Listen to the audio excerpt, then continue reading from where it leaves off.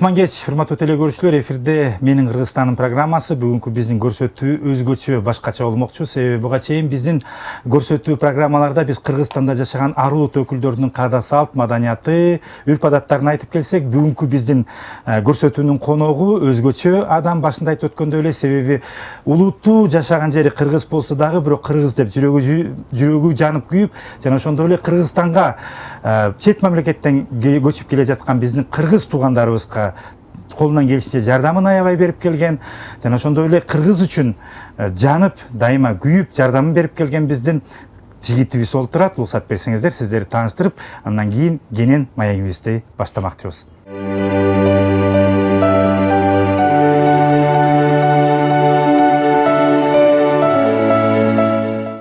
Талгат мырза, рахмат, убактыңызды бөлүп биздин ошо программага, көрсөтүүгө кенен маек курууга макул болгонуңузга. Уруксат берсе, биздин телекөрүүчүлөргө дагы мени менен кошо кызык болуп атса, өзүңүз жөнүндө кичине маалымат берип кетсеңиз. Рахмат сизге. Ушундай бизге мүмкүнчүлүк берип, анан өзүңүз ушундай бир сунуш кылганыңызга. Менин атым Талгат Нурбаев. Мен 1975-жылы Талас шаарында төрөлгөм. Биз ошо Таласта окуп, орто мектепте окуп бүткөндөн кийин, ошол убакта 92-жылы Союздун баягы таркаган кезинде биз да Түркия мамлекетинде 4-5 жыл окуп, 95-жылы, аяк 96-жылдары кайра өлкөбүзгө кайтып келип, ар кандай кесипте иштедик. Анан азыркы кезде ошо жарандык авиацияда Air Manas авиакомпаниянын директору болуп эмгектенем акыркы 4 жылдын ичинде. Айтсаңыз, мен сөзүмдүн башында телекөрүүчүлөргө да маалымат караттары айтып өттүм. Биз билебиз, жалпы журналисттердин арасында жана ушул ар улуттар менен иштешкен адамдардын арасында сиздин кадыр баркыңыз өтө чоң экен. Себеби мынакей жакшы билесиз, мындан 3 жыл мурун, 2 жыл мурун, тактап айтканда, Памирден биздин кыргыз туугандарыбыз көчүп келип, Нарынга жайгаштырылгандан баштап, сиз ушу колуңуздан келишинче жардамыңызды аябай келет экенсиз да. Анын себептери эмнеде? Эми анын себептери бир сөз менен же болбосо 2 сөз менен мунун баарын айтып бере албайсың. Эми албетте мунун эң башкы себептери биз өзүбүздүн жарандык вазифабыз деп ойлойбуз. Жарандык өзүбүздүн көз карашыбыз жана аларга болгон жагымдуу же болбосо сүйүүбүз деп айтабызбы. Мисалы үчүн бул ата мекендик сүйүүдөн же болбосо элибизге, жерибизге болгон сүйүүндөн келип атпайбы. Ошон үчүн биз дагы ошол жарандарыбызга бизге үмүт кылып, бизден жардам тилеп, бир үмүт менен келген ошолордун үмүтү албетте бизди алып ошол максаттарга түртөт деп ойлойм да. Анан албетте биз колубуздан канчалык келет же келбейт, бул албетте бул аябай мындай философский маселе да. Бирок колубуздан канчалык келишинче, бир мындай чай ичип, нан сындырып берип койсоң дагы, ал биздин туугандарыбыз үчүн бул мындай эбегейсиз же болбосо ушунчалык чоң бир көңүл да. Анан кийин биз алардын менен, ал жарандардын, ал ошо бөбөктөрдү, ошол аксакалдарды, ошол кишилерди бул жерге да, Бишкекке да чакырганбыз. Бул жерге да алып келгенбиз. Ошо биздин калаабызды көргөзгөнбүз. Мынакей биз силердин туугандарыңыз деп биз таанышканбыз алар менен. Албетте бул кандай кабыл алышты ошондо? Аябай толкун. Кандай кабыл алышты ошо Бишкекти көрүп сиз менен маектешкенде? Биз тааныбасак дагы, бирок ошол толкунданууну биз сезип турдук да. Мынакей биз силердин туугандарыңар деп, бул жерде дагы бир Бишкекте эмгектенген дагы бир ишкерлер бар. Алар менен тааныштырып, эми алардын көйгөйүн угуп отурсаңчы, ушу могу чайды да ичкиң келбей калат. Ушундай чайды да ичкиң келбей калат. Ушундай колуңда, ушу чөнтөгүңдө канча тыйының болсо дагы көйнөгүңдү чечип дагы бергиң келет. Ушунчалык көйгөйлөр катуу. Албетте тии тоонун арасында жашап, ал жерде кандай кысталыш, канчалык акыбалдары оор, географиялык шарттары оор, ичкен тамактары канчалык кыйын, жаккан оту ошол бир жыгачты да кармап туруп, ушул жыгач көрбөгөн кишилер ошону алып ошо отко салып ошого тамакын бышырып жеп, эми булардын окуяларын айтып отурсаң тагдыры өтө оор акыбалда. Ооба. Буга мынакей биз да жакында көп болуп барып келдик, тартып аякта биздин ушу туугандарыбыз менен жакындан таанышып, мен келгенде да мен барып келгем, сиз айткандай эле болду. Ошо биздин акыркы үстүбүздү кийип турган курткабызды чечип таштап келгенбиз. Биз да ошо көргөндө жүрөгүбүз оорупчу. Чынында өзгөчө адамдар экен. Ал адамдардан биз көп нерсени өзүбүзгө кабыл алып үйрөнүшүбүз керек экен. Биздин унутулуп калаткан улууну урматтоо, каада салтты сактап калуу ошо биздин Памирдеги кыргыз туугандарыбызда өтө өрчүп калган экен да. Сиз андан тышкары эле ушу менин билишимче негизи эле Кыргызстанга келген биздин ушу кыргыз туугандарыбыз, ошол эле Тажикстандан келген, ошол эле Өзбекстандан келген, биздин ушу кыргыз боорум деп келген, жерим, элим алатоом деп келген адамдарга жардамга берип турат экенсиз. Эми бизде да өзүбүздүн кыргыз культурасында болсун, мусулманчылык сыпаттарда да эми, конечно, албетте жакшылык жасап, аны айтып, аны даңазалап, аны болсо элге сүрүү, бул көп туура эмес иштер да. Бирок биз ошол көйгөйдү чоң бир долбоор, чоң бир маселе болгон үчүн биз муну элге айтканыбыздын себеби Эң туура. Бизден башка дагы колунан келген атка минерлер болсун, колунан келген дагы жарандар, же болбосо ишкерлер болуп, ушул айтылган сөздөргө кошулуп, мисалы үчүн биз колубуздан нан сындырып, чай берип, же болбосо алардын курсагын тойгонго бир нерсени алып берсек, мүмкүн башка бирөөлөр келип айтат, кей жигиттер мындай кылайлы деп, үй салып берели, бизге мүмкүн бир долбоорун айтат. Ошон үчүн ошол максат менен биз мынакей ошол сөз бүгүнкү күнгө да келди деп ойлойм.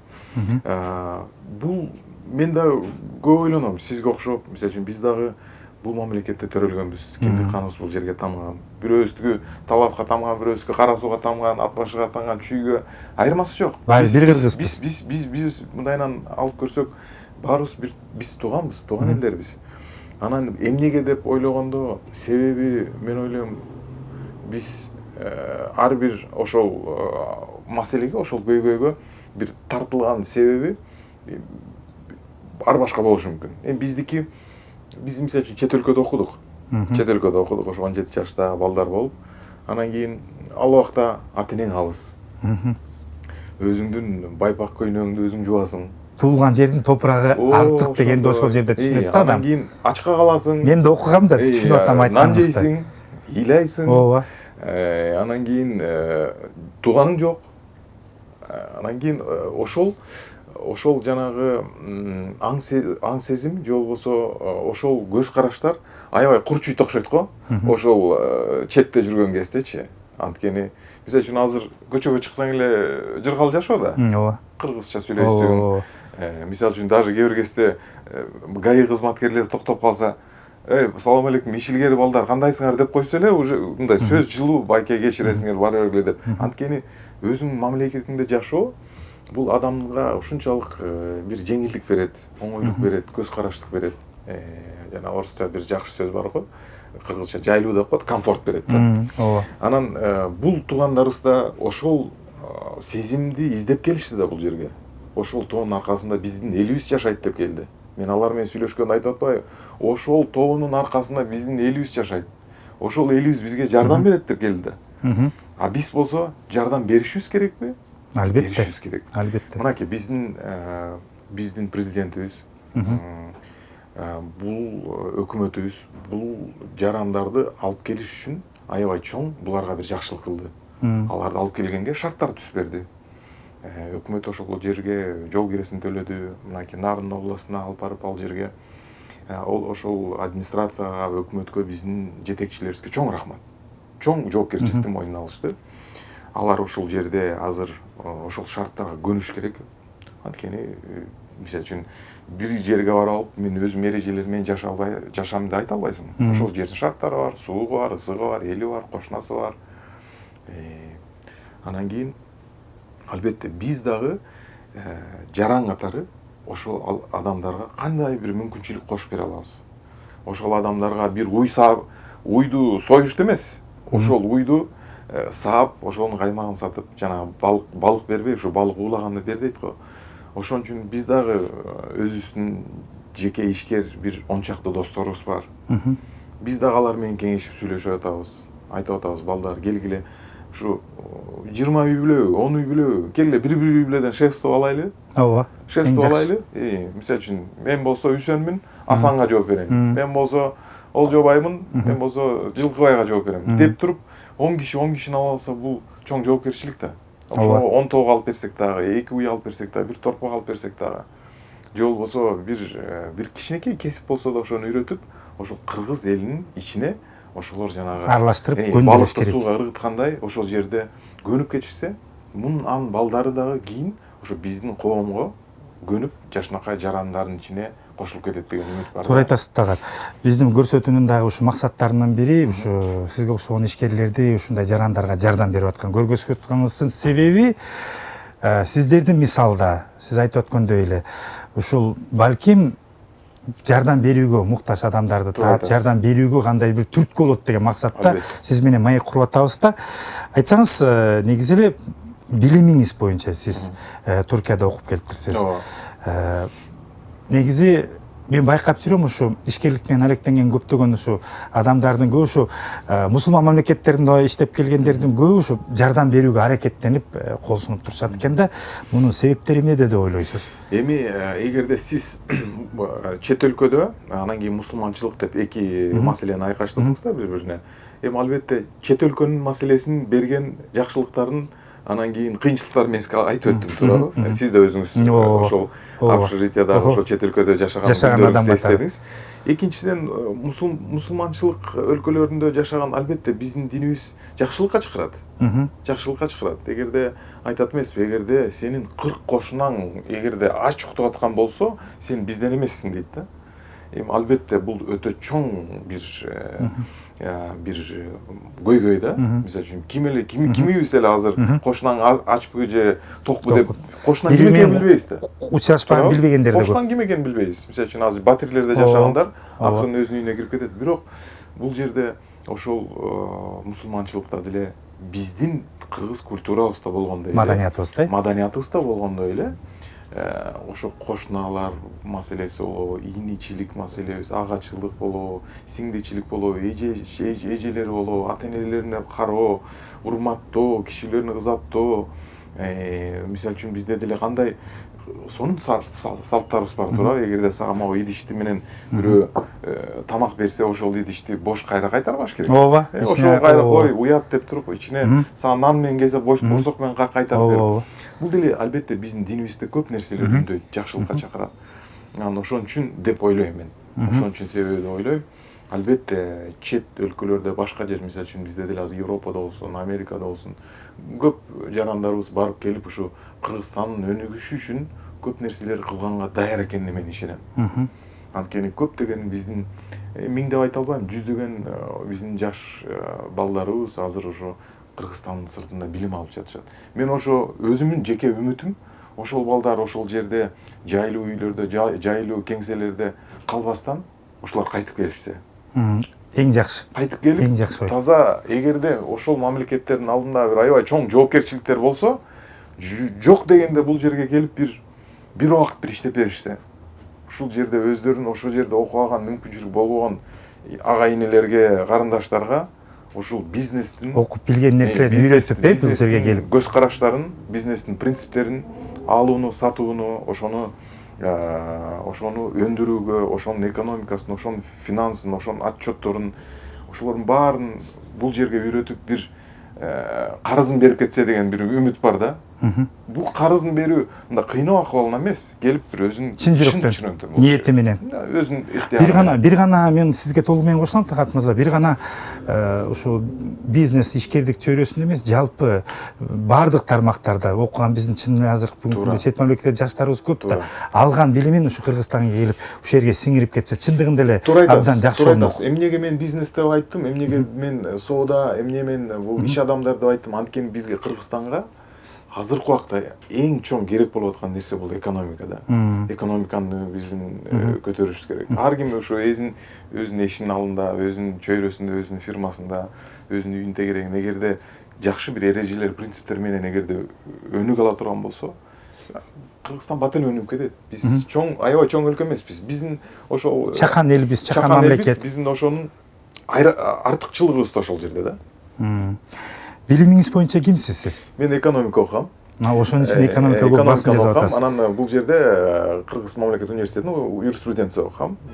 Анан кийин ар кандай кыска мөөнөттүү, узун мөөнөттүү курстарда окуганбыз, чет өлкөдө дагы. Мынакей азыркы мезгилде мынакей биз 21-жылымда глобалдаштырылган мезгилде жашап атабыз да, мынакей бүгүн азыр биздин ушул көрсөтүүбүздү балким чет мамлекетте жашаган биздин кыргыз туугандарыбыз да көрүшү мүмкүн, алар да ойлорун жазышы мүмкүн, айтышы мүмкүн.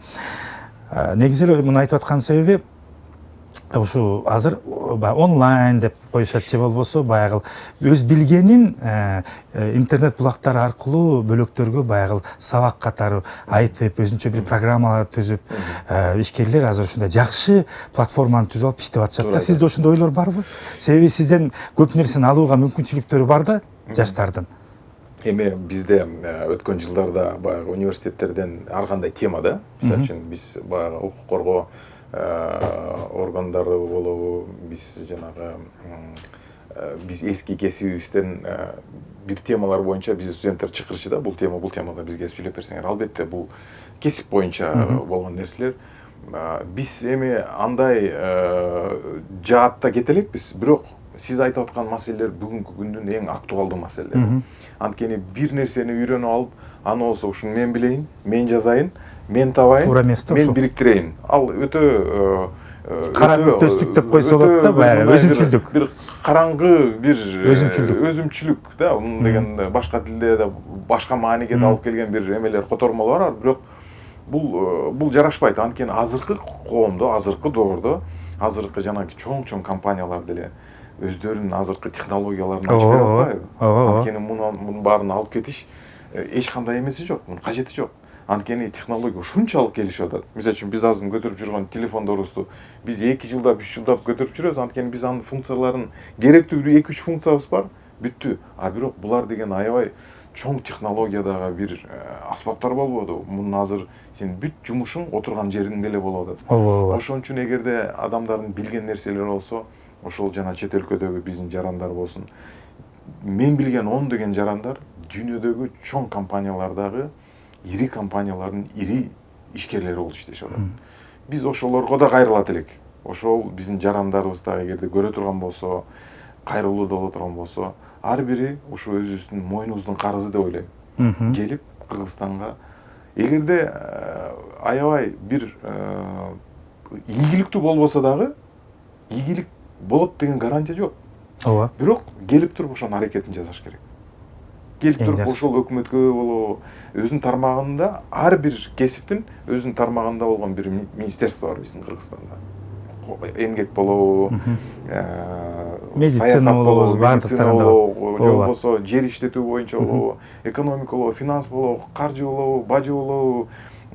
Бул жердин ар биринин өзүнүн кесибин биздин өкмөттүн министри ошол жерге келип алып, мынакей мен могуну жасай алам деп туруп айтып, ошол мүмкүнчүлүктү биз колдонушубуз керек деп ойлойм.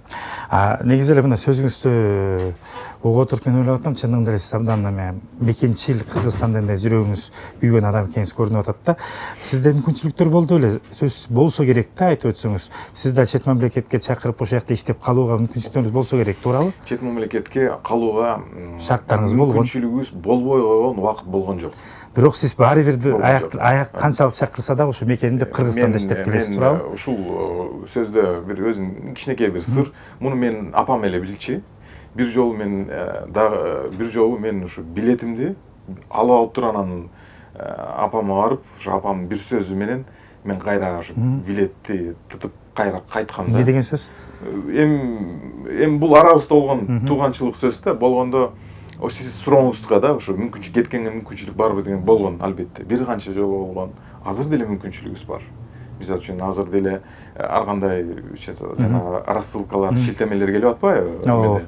Эгерде сен мынча $100,000 Американын экономикасына бир действующий бир иштеп аткан бизнести ала турган болсоң, сага мындай беребиз. Түркияда айтып атат, сиз мынчалык акчага квартира алсаңар, сизге гражданство беребиз дейт. Андай программалар азыр бүт өлкөдө иштеп атат.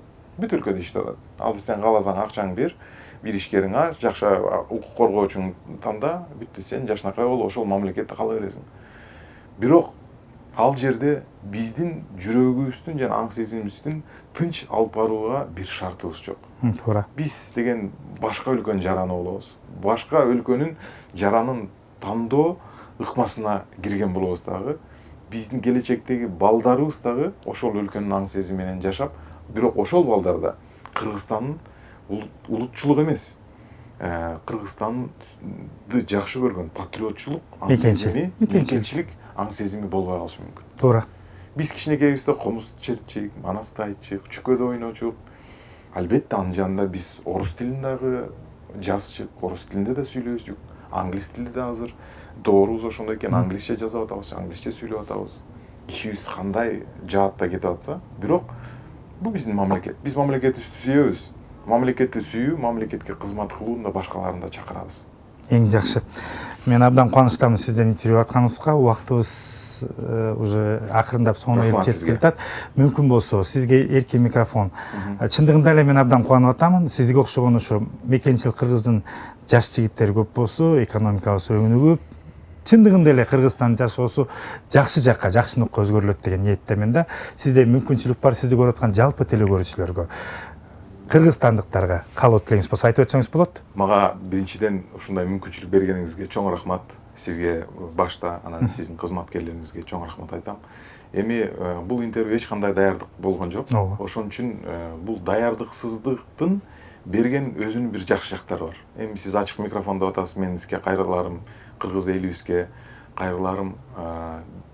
Мен ушул эртемен чыгып биз баарыбыз көчөлөргө чыгабыз. Кимибиз өзүбүздүн жеке унаабызга отурабыз, кимибиз автобустарга отурабыз, кимибиз жөө басабыз.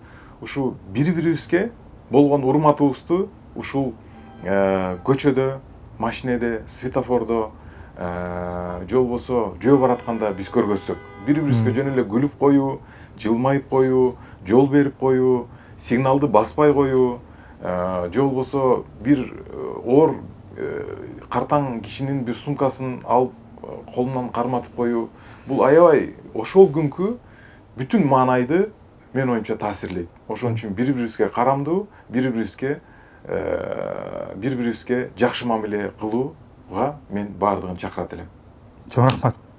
Талгат мырза, убактыңызды бөлүп бизге ошо кенен маалымат берип, жакшы маек куруп бергениңизге ыраазычылык билдиребиз. Ишиңизге ийгилик, урматтуу телекөрүүчүлөр. Чындыгында эле Талгат мырза менен мен биринчи жолу бүгүн көрүшүп отурамын. Бир нече жолу гана ушул бүгүнкү маек тууралуу гана маектешкенбиз. Өзгөчө пикир менен келгем, бирок бул жактан сиз менен азыр маектешкенден кийин толкунданып, кубануу сезим менен кетип атканым байкалып атат. Себеби ушу сизге окшогон биздин ат уулдарыбыз, Кыргызстан жарандары көп болсо, чындыгында эле биздин өлкө өнүгүп өсөрүнө мен толугу менен ишенемин. Дагы бир жолу сизге ыраазычылык билдирем да, ишиңизге ийгилик, ден соолугуңуз үчүн болсун. Сизге окшогон патриот, мекенчил агайларыма болгондо мен сыймыктанам. Кыргызстандын иши оңолот деген ишенүүдөмүн. Чоң рахмат сизге. Чоң рахмат сизге. Чоң рахмат. Рахмат сизге.